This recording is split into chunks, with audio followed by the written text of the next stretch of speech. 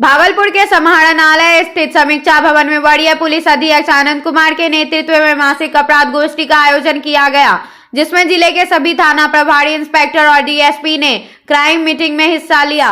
इस दौरान जिले में घटित अपराध की घटनाओं में अभी तक क्या कार्रवाई हुई है, वहीं कितने अपराधी जेल से छूट कर आए हैं और शराब के मामले में किस प्रकार की कार्रवाई की जा रही है, इसको लेकर विस्तार में चर्चा की गई। वहीं दिवाली, छठ पूजा, काली पूजा को लेकर पुलिस पेट्रोलिंग को लेकर सख्ती से करने का निर्देश दे रही है। वहीं लगातार बालू के अवैध तस्करी पर भी सख्त कार्रवाई करने का निर्देश वरीय पुलिस अधीक्षक के द्वारा दिया गया है।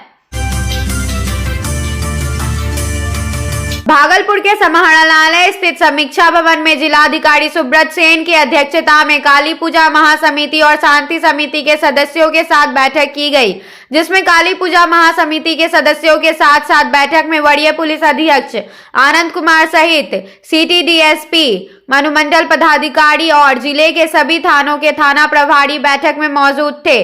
काली पूजा शांतिपूर्ण मनाने को लेकर जिलाधिकारी के द्वारा सभी से अपील की गई। वहीं दूसरी ओर जिलाधिकारी ने कहा कि पिछले बार जिस तरह से विसर्जन जुलूस के दौरान समय का ख्याल नहीं रखा गया था और एक दो घटनाएं भी घट गई थी, जिसको देखते हुए इस बार पूजा समितियां से विसर्जन शोभा यात्रा जुलूस के दौरान मिनट टू मिनट प्रोग्राम बनाने का आदेश दिया गया है। वहीं बताया गया है कि अगर समय का पालन नहीं किया जाएगा तो विसर्जन के बाद ऐसी समितियों पर कार्रवाई की जाएगी। वहीं डीजे पर सख्ती के साथ प्रतिबंध लगा रहेगा। वहीं वरीय पुलिस अधीक्षक ने बताया कि पारा मिलिट्री फोर्स की तैनाती की जाएगी। वहीं समय पर विसर्जन हो, इसको लेकर सख्ती के साथ कदम उठाए जाएंगे।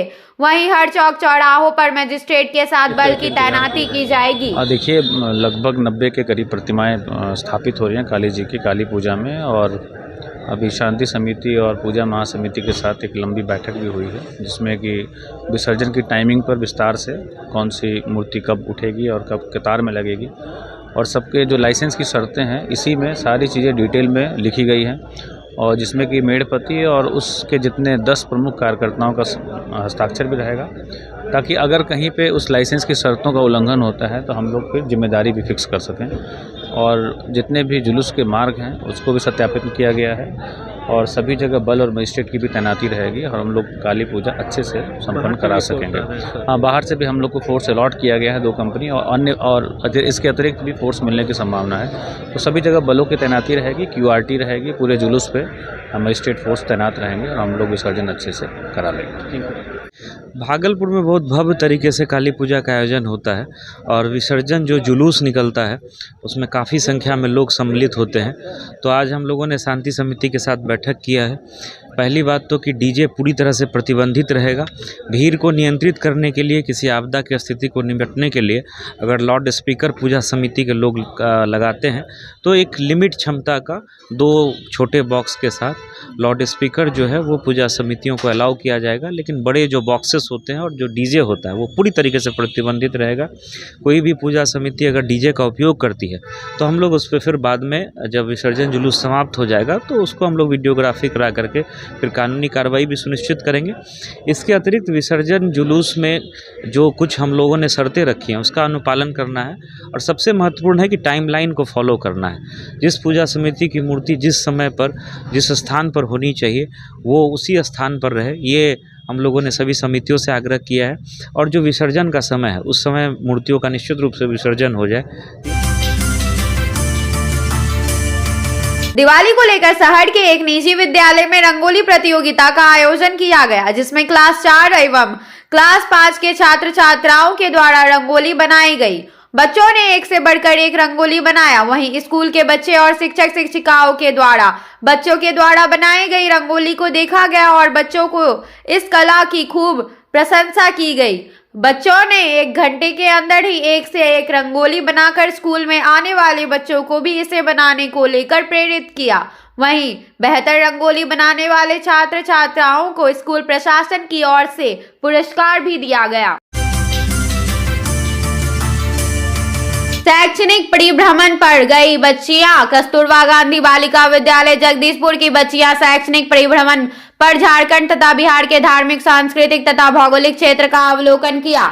संचालक आशुतोष चंद्र मिश्र ने बताया कि बच्चियां परिभ्रमण पर पाठ पुस्तक में दिए गए विषय वस्तु को देखकर प्रत्यक्ष रूप से उसे आत्मसात करने का प्रयास किया। खासकर बच्चियों ने अपने क्षेत्र की मिट्टी और झारखंड की मिट्टी को देखकर के विभिन्नता को समझने का प्रयास किया। साथ ही पहाड़, मैदान तथा नदी का अवलोकन किया। इस तरह के परिभ्रमण से बच्चे मनोरंजन के साथ विषय वस्तु की समझ विकसित करते हैं। परिभ्रमण में बच्चों के साथ वार्डन सपना कुमारी, शिक्षिका फूल कुमारी, सारिका निगाड़, कर्मी राजकिशोर, वृद्धा रिंकू उपस्थित रहे।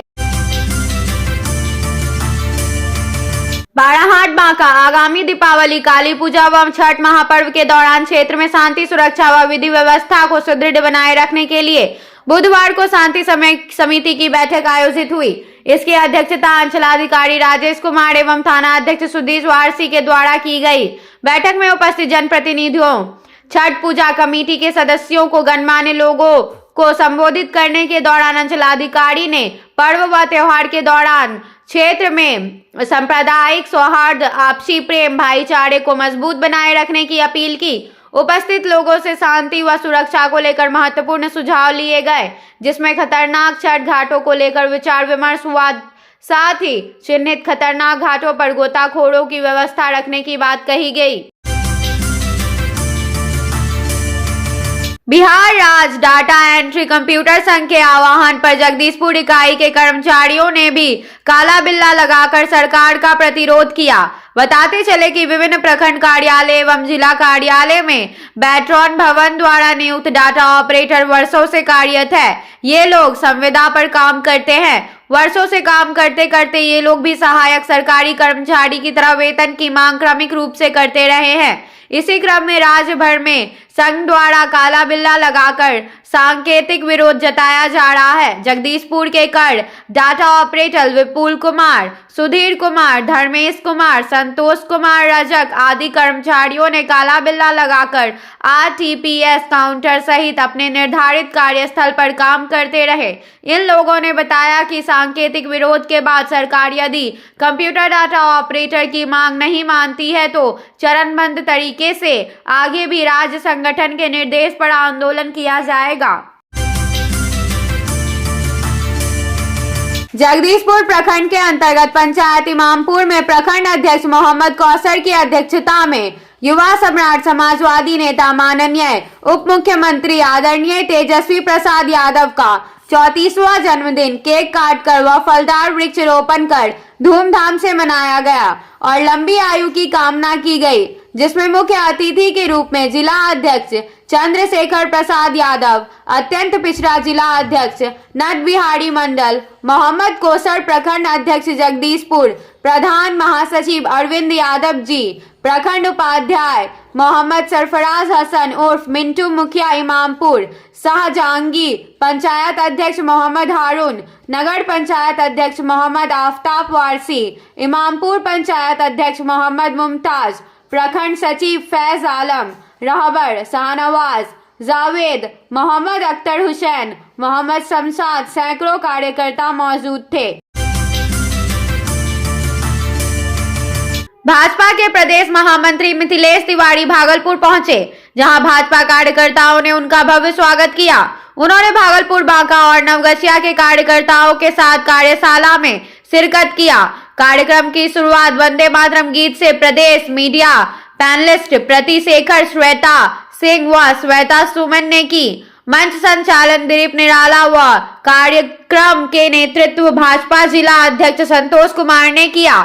इस कार्यशाला में प्रदेश महामंत्री मिथिलेश तिवारी ने कहा कि पंचायती राज व्यवस्था से ही गांव का विकास संभव है। जब तक गरीबों का कल्याण नहीं होगा तब तक देश आगे नहीं बढ़ेगा। इसलिए केंद्र की योजनाओं के बारे में गांव के लोगों को ज्यादा से ज्यादा बताया जाए। उन्होंने प्रधानमंत्री विश्वकर्मा योजना की चर्चा करते हुए कहा कि इससे लोगों को रोजगार मिलेगा। वहीं दूसरे सेट में विधान पार्षद डॉक्टर एनके यादव ने पंचायत को मजबूत करने के लिए पार्टी की ओर से किए गए कार्यों पर प्रकाश डाला। तृतीय सेट में क्षेत्रीय प्रभारी मनीष पांडे ने मुद्दे को खड़ा करने पर जोर देते हुए कहा कि यह प्लानिंग की गई है। हमें अपना विजन भी गांव के लोगों को बताना पड़ेगा और आगे बढ़ना पड़ेगा। कार्यक्रम के दौरान भागलपुर, बांका और नवगछिया के दर्जनों कार्यकर्ता मौजूद थे।